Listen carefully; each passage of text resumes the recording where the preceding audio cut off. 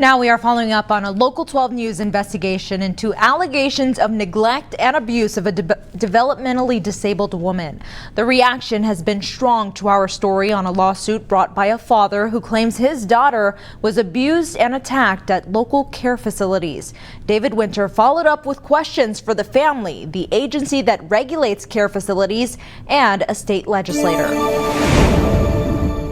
The reaction was swift and fierce, especially regarding the allegation that someone at the facility slit the throat of the woman.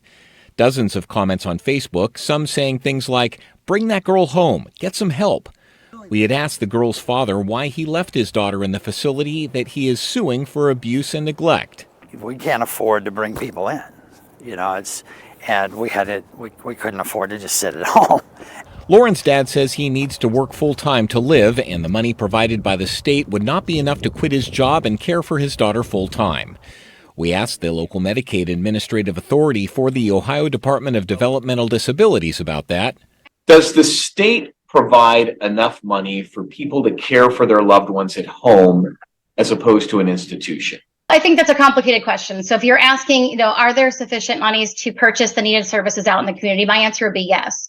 Now, if a family is wanting to provide those services as the provider, I think that's a personal decision each family has to make if that's a sufficient amount of money for them. Why don't we go ahead and watch it now?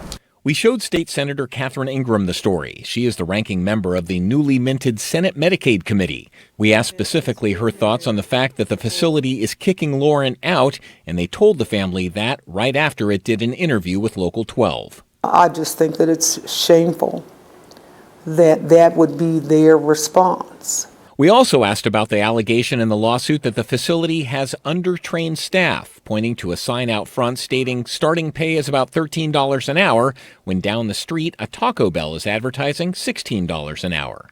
Shame on them for not recognizing that it's going to take much more than that for people to be in those facilities. The senator said she would look into introducing legislation that would address some of these issues. We're going to hold you to this. You want to see that legislation? You will. In Fairfield, David Winter, Local 12 News. Attorneys for the company which operates the facilities where Lauren has lived says it will vigorously defend the allegations against it.